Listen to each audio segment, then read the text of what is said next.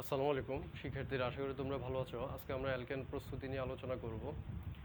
অর্থাৎ আমরা কী কী রাসায়নিক উপাদানের সাহায্যে অ্যালকেন শ্রেণীর যৌগগুলোকে প্রস্তুত করতে পারি এটা সম্পর্কে জানবো। আর তোমরা রাসায়নিক বিক্রিয়া সম্পর্কে বিস্তারিত জানতে পারবে, অর্থাৎ রাসায়নিক বিক্রিয়াগুলো কীভাবে সংঘটিত হয়ে থাকে। এছাড়াও তোমার এখানে আস্তে আস্তে তুমি জৈব যৌগের যে বিক্রিয়াগুলো আছে সেগুলো শিখতে শুরু করবে। আর এখানে আমি তোমাকে শুরুতে পাঠ্য বইয়ের মধ্যে যে বিক্রিয়াগুলো দেওয়া আছে সেগুলো নিয়ে আলোচনা করবে এবং এর পাশাপাশি অতিরিক্ত বিক্রিয়া নিয়েও আলোচনা করার চেষ্টা করব। তার কারণ হচ্ছে যে তোমাদের পরীক্ষার ক্ষেত্রে দেখা যায় যে অনেক সময় তোমার বিক্রিয়া মনে থাকে না। তো সেই জন্য তুমি যদি একটু বেশি সংখ্যক বিক্রিয়া মনে রাখো বা শিখে রাখো, তাহলে তুমি পরীক্ষার মধ্যে তোমার কোনো ব্যাঘাত ঘটার সম্ভাবনা থাকবে না। আর এছাড়া তোমার এখানে যে বিক্রিয়াগুলো আমি দেখাবো এগুলো খুবই সহজ এবং সম্পর্কযুক্ত একটা আরেকটার সাথে, যার কারণে তুমি একটু দেখলেই সহজে তুমি মনে রাখতে পারবে। চলে আসো, আমরা আজকের পাঠ শুরু করে দিচ্ছি। তুমি অবশ্যই বই খাতা এবং কলম নিয়ে প্রস্তুত হয়ে যাও। অ্যালকেনের প্রস্তুতি শুরুতে তুমি দেখো, একটু খেয়াল করো, কয়লা থেকে কিভাবে আমরা অ্যালকেন প্রস্তুত করতে পারি সেটা দেখব। কয়লা থেকে মিথেন প্রস্তুতিটা দেখব আমরা। মিথেন হচ্ছে তোমার অ্যালকেন শ্রেণীর ক্ষুদ্রতম যৌগ।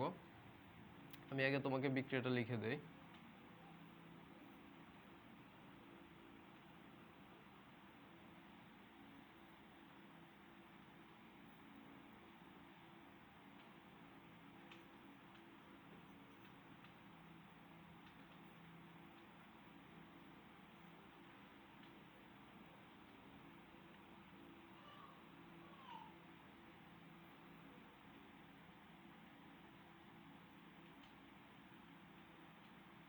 খেয়াল করো একটু ভালো করে, এটাই হচ্ছে তোমার মূল বিক্রিয়াটা। সমতাকরণের জন্য এখানে তোমাকে 2 দিতে হবে হাইড্রোজেনের জন্য। আচ্ছা, একটু দেখো আমরা এখানে কিভাবে বিক্রিয়াটা করলাম, একটু দেখো ভালো করে। তোমার এখানে হচ্ছে যে উত্তপ্ত পাউডার কয়লা বা কোক কয়লার মধ্যে স্টিম চালনা করলে এখানে তোমার ওয়াটার গ্যাস অথবা কার্বন মনোক্সাইড এবং হাইড্রোজেন গ্যাসের একটি সমায়তন উপাদান তৈরি হয় বা গ্যাস তৈরি হয়। উৎপন্ন ওয়াটার গ্যাস অথবা কার্বন মনোক্সাইড এবং হাইড্রোজেন গ্যাসের সমায়তনের মধ্যে তুমি যদি সমমোলার হাইড্রোজেন সরবরাহ করে নিকেল প্রবাহের উপস্থিতি 300 ডিগ্রি সেন্টিগ্রেড তাপমাত্রা উত্তপ্ত করো, তাহলে তোমার এখানে মিথেন এবং পানি বাষ্পটা উৎপন্ন হয়। এখানে উভয়টা গ্যাসীয় অবস্থায় থাকে। কুলিং প্রক্রিয়ার সাহায্যে তুমি মিথেনটাকে পৃথক করে নিতে পারো। আমি আবারও বলছি, কুলিং প্রক্রিয়ার সাহায্যে তুমি মিথেনটাকে পৃথক করে নিতে পারো। তারপরে দেখো তোমাদের পাঠ্য বইয়ের মধ্যে যে বিক্রিয়াটা দেওয়া আছে, অর্থাৎ কার্বন ডাইঅক্সাইড থেকে তুমি কিভাবে প্রস্তুত করতে পারো। কার্বন ডাইঅক্সাইড থেকে অ্যালকেনের প্রস্তুতি অর্থাৎ মিথেন প্রস্তুতি একটু ভালো করে দেখো। কার্বন ডাইঅক্সাইডকে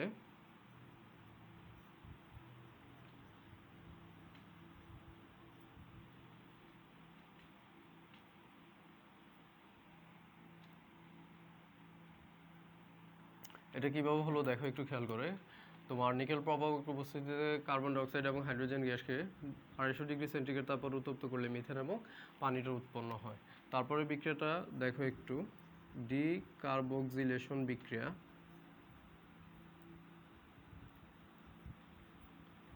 ডিকার্বক্সিলেশন বিক্রিয়ার সাহায্যে কিভাবে আমরা অ্যালকেন প্রস্তুত করতে পারি।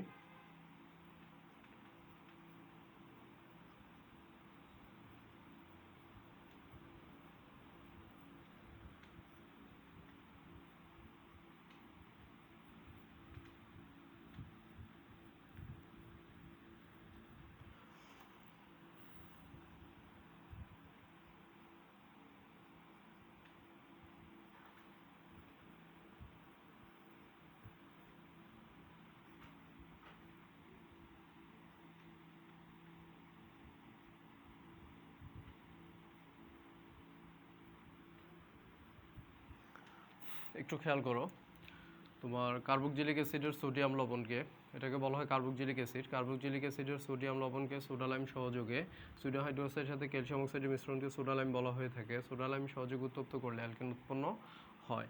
এ ছিল তোমার বিক্রিয়ার মূল যে থিমটা সেটা। আর এটা হচ্ছে সম্পূর্ণ বিক্রিয়াটা, অর্থাৎ এখানে অ্যালকাইলের শ্রেণীর যে যৌগটা হয়ে থাকে, অর্থাৎ আর এর মানটা বসালাম। এটা তুমি মিথাইল, ইথাইল, প্রোপাইল, বিউটাইল যেটা ইচ্ছা তুমি বসাতে পারো। তাহলে এখানে তুমি একটু খেয়াল করো, এখানে যে কার্বক্সিলিক উপাদানটি আছে সেটার তোমার ডিকার্বক্সিলেশন ঘটে, যার কারণে এটাকে বলা হয়ে থাকে ডিকার্বক্সিলেশন বিক্রিয়া। হ্যাঁ, এরপরে আমরা এখন তোমার অসম্পৃক্ত হাইড্রোকার্বন থেকে কিভাবে অ্যালকেন পেতে পারি সেটা একটু দেখব। বিক্রিয়াগুলো অবশ্যই খাতায় সুন্দর করে লিখে রাখবে, তার কারণ হচ্ছে যে বিক্রিয়াগুলো তোমার খুব কাজে আসবে।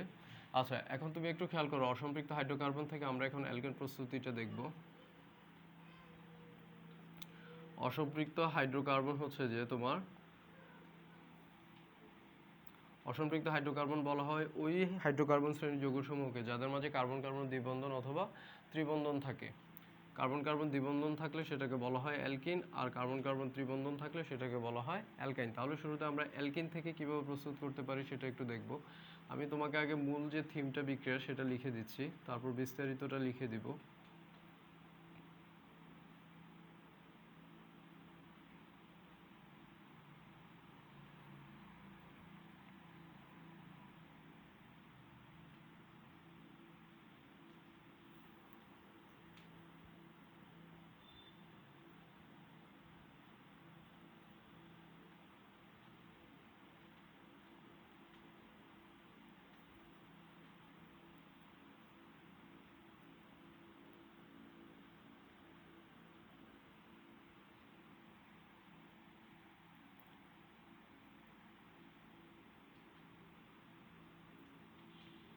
তাহলে এই ছিল বিক্রিয়াটা। কীভাবে করলাম দেখো একটু খেয়াল করে।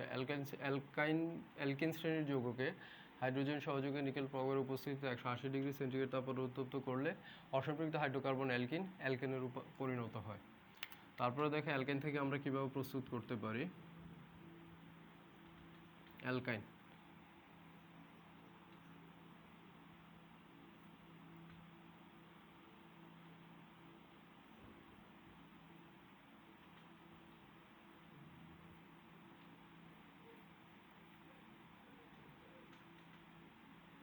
তুমি এখানে হাইড্রোজেন ব্যবহার করেছো 4টি, তাহলে এখানে 2 দিতে হবে।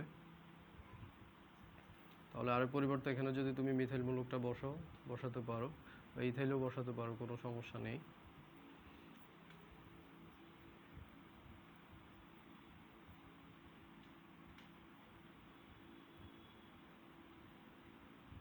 তাহলে অ্যালকাইন শ্রেণীর যৌগ থেকে আমরা কিভাবে পেতে পারি? অ্যালকাইন শ্রেণীর যৌগকে হাইড্রোজেন সহযোগে নিকেল প্রবাহের উপস্থিতিতে 150 ডিগ্রি সেন্টিগ্রেড তাপমাত্রায় উত্তপ্ত করলে অ্যালকেন উৎপন্ন হয়। তাহলে এ হচ্ছে তোমার অসম্পৃক্ত হাইড্রোকার্বন থেকে অ্যালকেনের প্রস্তুতি। এখন আমরা যেটা দেখব সেটা খুবই গুরুত্বপূর্ণ বিক্রিয়া, অর্থাৎ এটা তোমার বইতে দেওয়া নেই, তোমাকে জানানোর জন্যই বা তোমাকে একটু বিক্রিয়া বেশি দেখানোর জন্যই দেখাচ্ছি, যাতে করে তোমার পরীক্ষায় কোনো ব্যাঘাত না ঘটে। এটা আমি আগেই বলেছিলাম। অর্থাৎ হ্যালাইড থেকে, অ্যালকাইল হ্যালাইড থেকে আমরা এখন কিভাবে অ্যালকেন প্রস্তুত করব সেটা দেখব। অ্যালকাইল হ্যালাইড থেকে অ্যালকেন প্রস্তুতি শুরুতে তোমার বিজারণ দ্বারা দেখব আমরা। বিজারণ দ্বারা আমি আগে বিক্রিয়াটা লিখে দেই, তাহলে তোমার বলতে সহজ হবে।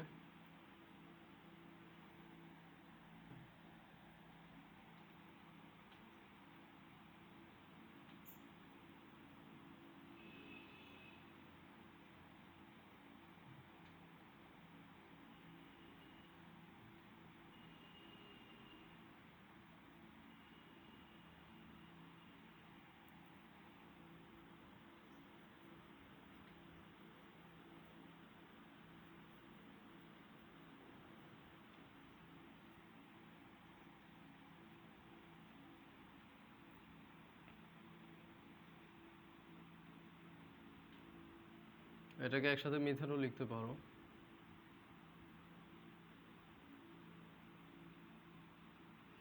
আচ্ছা, একটু খেয়াল করো, এখানে তোমাকে একটু তথ্য লিখে নিতে হবে। সেটা হচ্ছে যে দেখো তুমি এখানে কিভাবে বিজারণ করবে অ্যালকাইল হ্যালাইডটাকে, সেজন্য তোমার এখানে যে উপাদানগুলো তুমি ব্যবহার করো সেগুলো আমি তোমাকে লিখে দিচ্ছি। যেমন ধরো তোমার এখানে ম্যাগনেসিয়াম, মার্কারি এবং এর সাথে তোমার পানি, অথবা জিঙ্ক, কপার, এর সাথে ইথানল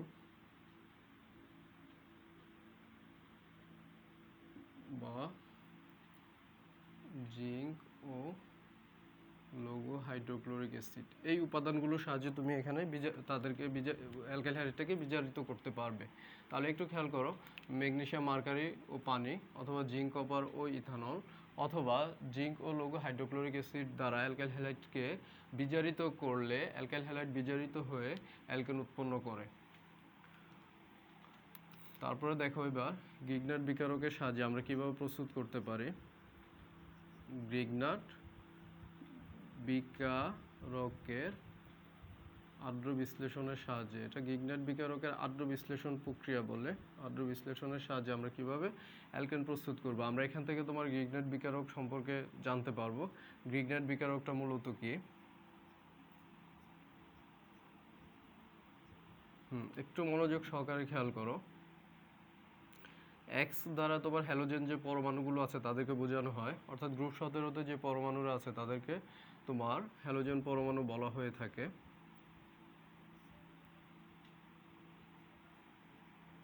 তুমি যদি আদ্র বিশ্লেষিত করো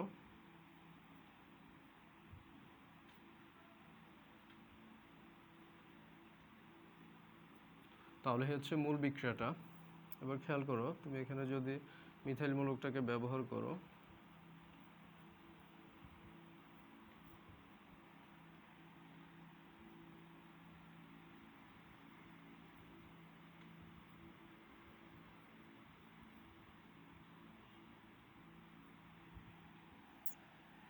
এখানে একটা হ্যালোজেন পরমাণু তুমি দিতে পারো, আয়োডিন দিলাম আমি। আচ্ছা, একটু খেয়াল করো এখানে, এই যে তুমি ম্যাগনেসিয়াম অ্যালকাইল হ্যালাইড যেটাকে দেখতে পাচ্ছ, এটাকে মূলত গ্রিগনাট বিকারক বলা হয়। আবারও বলছি, ম্যাগনেসিয়াম অ্যালকাইল হ্যালাইড এই উপাদানটাকে গ্রিগনাট বিকারক বলা হয়ে থাকে। ম্যাগনেসিয়াম অ্যালকাইল হ্যালাইডকে আদ্র বিশ্লেষণ করলে অ্যালকেন পরিণত হয়, অর্থাৎ অ্যালকেন উৎপন্ন হয়। তাহলে এটা হচ্ছে তোমার গ্রিগনাট বিকারকের আদ্র বিশ্লেষণ প্রক্রিয়ার সাহায্যে। তারপরে আমরা এখন যেটা দেখব সেটা হচ্ছে তোমার উডস বিক্রিয়ার সাহায্যে আমরা কিভাবে অ্যালকেন শ্রেণীর যৌগকে প্রস্তুত করতে পারি। বিক্রিয়াগুলো একটু ভালো করে খাতায় লিখে নাও। দেখো একটু খেয়াল করে, উডস বিক্রিয়া দ্বারা, উডস বিক্রিয়াটাকে একটু খেয়াল করবে।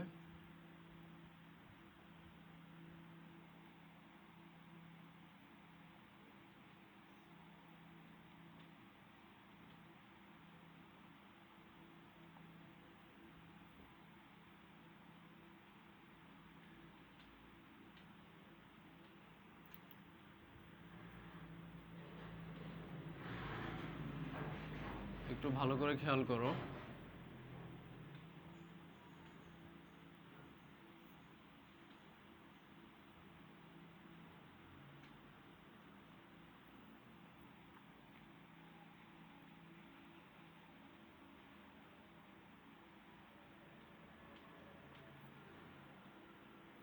এখানে তুমি বিয়ার ব্যবহার করতে পারো বা যে কোনো হ্যালোজেন পরমাণু ব্যবহার করতে পারো। আচ্ছা, এবার খেয়াল করো, সম্পূর্ণ বিক্রিয়াটা একটু দেখো। তোমার অ্যালকাইল হ্যালাইডের শুষ্ক ইথার দ্রবণের মধ্যে ধাতব সোডিয়াম যোগ করলে বা ধাতব সোডিয়াম সহযোগে যদি তুমি উত্তপ্ত করলে এখানে তোমার অ্যালকেনটা উৎপন্ন হবে। আমি আবারও বলছি, অ্যালকাইল হ্যালাইডের শুষ্ক ইথারের দ্রবণের মধ্যে তুমি যদি ধাতব সোডিয়ামটাকে যোগ করে দিলে এখানে তোমার অ্যালকেন উৎপন্ন হবে। তাহলে এটা ছিল তোমার উডস বিক্রিয়া। এটাকে উডস বিক্রিয়া বলার কারণ হচ্ছে যে এখানে তোমার বিজ্ঞানী উডসের নাম অনুসারে এটাকে উডস বিক্রিয়া বলা হয়, অর্থাৎ এই বিক্রিয়াটা যিনি আবিষ্কার করেন তিনি হচ্ছেন বিজ্ঞানী উডস, যার কারণে তার নাম অনুসারে এটাকে উডস বিক্রিয়া বলা হয়। এখন আমরা যেটা দেখব সেটা হচ্ছে তোমার কোপ সংশ্লেষণের সাহায্যে, এটাকে কোপ বিক্রিয়া বলা হয়ে থাকে। কোপ সংশ্লেষণের সাহায্যে আমরা কিভাবে অ্যালকেনটা পেতে পারি একটু ভালো করে খেয়াল করো। কোপ সংশ্লেষণটাকে একটু দেখো আগে ভালো করে। এটা অনেকটাই তোমার ডিকার্বক্সিলেশন বিক্রিয়ার মতোই। এটা তড়িৎ বিশ্লেষণ প্রক্রিয়া, সেজন্য এখানে পানি দিতে হবে। তড়িৎ বিশ্লেষণ, এখানে কার্বক্সিলিক মূলকটা আছে। আচ্ছা, তড়িৎ বিশ্লেষণ করলে এখানে তোমার অ্যালকেন উৎপন্ন হয়, তার সাথে তোমার এখানে সোডিয়াম হাইড্রোক্সাইড উৎপন্ন হবে, আর তার সাথে হাইড্রোজেনটা উৎপন্ন হবে। আরেকটা উপাদান আছে, কার্বন ডাইঅক্সাইড উৎপন্ন হবে, তার সাথে তোমার সোডিয়াম হাইড্রোক্সাইড উৎপন্ন হবে, আর হাইড্রোজেন গ্যাসটা উৎপন্ন হবে। আচ্ছা, এখন আমি একটু মূল বিক্রিয়াটা লিখে ফেলি, একটু ভালো করে দেখো।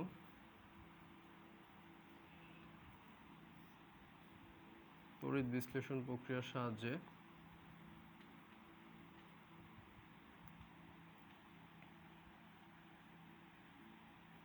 একবার মিথেন লিখে ফেললেও পারবে।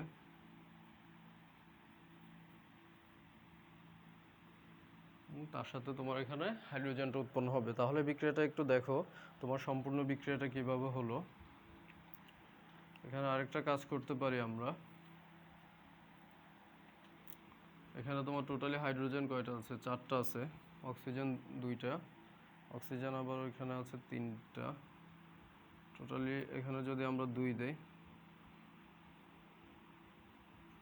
2 দিলে দেখো সমতাকরণটা হয় কিনা। আবার এখানে তোমার অক্সিজেনটাকে সমতাকরণ করতে হবে, তাহলে এখানে টোটালি আমরা 2 দিয়ে দেই, এখানে 2 দিয়ে দিলে হয়ে যাবে। দেখো একটু ভালো করে। আচ্ছা, এখানে হাইড্রোজেন না দিয়ে তোমার আরেকটা মিথাইলমূলক যুক্ত করে দেই, তাহলে হয়ে যায়। আচ্ছা, একটু দেখো তাহলে এখানে তোমাকে একটু পরিবর্তন করে দিতে হবে। এখানে 2 দিতে হবে আর এখানে হাইড্রোজেন না, এখানে আসলে তোমার এখানে মিথাইলমূলক বসবে। তো এখন তুমি দেখো একটু ভালো করে দেখো আর কোথাও সমতাকরণ করতে হবে কিনা। এখানে সমতাকরণটা করতে হবে, সোডিয়াম হাইড্রোক্সাইড। তাহলে এই ছিল টোটালি তোমার অ্যালকেন প্রস্তুতি বিক্রিয়াগুলো। কোপ সংশ্লেষণের সাহায্যে একটু খেয়াল করো। কোপ সংশ্লেষণের সাহায্যে আমরা কীভাবে করলাম, অর্থাৎ তোমার এখানে কার্বক্সিলিক অ্যাসিডের সোডিয়াম লবণকে তড়িৎ বিশ্লেষণ করলে এখানে তোমার অ্যালকেন উৎপন্ন হয়ে যায়। এখানে কোপ সংশ্লেষণ বলতে বোঝানো হয় যে এখানে যে আমরা তড়িৎ বিশ্লেষণ প্রক্রিয়াটা করে থাকি, এই তড়িৎ বিশ্লেষণ প্রক্রিয়ার সাহায্যে মূলত তোমার এখানে অ্যালকেন প্রস্তুত করা হয়ে থাকে কার্বক্সিলিক অ্যাসিডের সোডিয়াম লবণ থেকে। এই ছিল তোমার অ্যালকেন প্রস্তুতি বিক্রিয়াগুলো। একটু ভালো করে খেয়াল করবে আর ক্লাসগুলো মনোযোগ সহকারে দেখবে। আসলে আমরা যারা ক্লাসগুলো নেই আমাদের কিন্তু অনেক কষ্ট করতে হয়। তোমরা যদি এর সমপরিমাণ কষ্ট করে ক্লাসগুলো দেখো তাহলে তোমার অনেক ভালো হবে বা তোমার অনেক বেসিক ক্লিয়ার হবে, বা ভবিষ্যতে তুমি অনেক সুবিধাও পেতে পারো, বা তোমার এগুলো অনেক কাজে আসবে তোমার পরীক্ষার ক্ষেত্রে বা অন্যান্য ব্যবহারিক কাজেও তুমি এগুলো দেখতে পাবে। আসলে তোমরা যে বিজ্ঞানের বইগুলো পড়ে থাকো এগুলো যে শুধুমাত্র তোমার মুখস্থ করে পরীক্ষার খাতায় লেখার জন্য তা কিন্তু না। বিজ্ঞানের কিন্তু অনেক ব্যবহারিক দিক আছে। ব্যবহারিক দিকগুলো আমরা জানি না বিধায় বিজ্ঞান বইগুলো আমাদের কাছে আসলে মজা লাগে না। এই যে বিক্রিয়াগুলো আমি দেখালাম, এই বিক্রিয়াগুলো দেখেই তুমি কিন্তু এখন অনেক কিছুই পারো। অর্থাৎ তুমি কিভাবে কি প্রস্তুত করতে পারবে এটা কিন্তু তুমি বিক্রিয়াগুলো দেখলে বলতে পারবে, বা বিক্রিয়াগুলো তুমি এখন যদি শিখে ফেলো তাহলে তুমি নিজেই করতে পারলে কিভাবে কি উপাদানগুলো তুমি তৈরি করতে পারো। তাহলে আস্তে আস্তে তুমি রাসায়নিক উপাদানগুলোকে কিভাবে প্রস্তুত করতে পারবে এবং তাদের ব্যবহারিক দিকগুলো অবশ্যই জানবে। তবে ব্যবহারিক দিকের ক্ষেত্রে তোমাকে নেতিবাচক সেটা দেখা যাবে না, অর্থাৎ যেটা তোমার ভালো দিক সেটা দেখতে হবে ব্যবহারিক দিকের ক্ষেত্রে। ঠিক আছে, তাহলে আজকে এ পর্যন্তই। সবাইকে অসংখ্য ধন্যবাদ। ভালো থাকবে সবাই, আর সবাই ভালো করে মনোযোগ সহকারে পড়াশোনা করো। আল্লাহ হাফেজ। আজকে এ পর্যন্তই।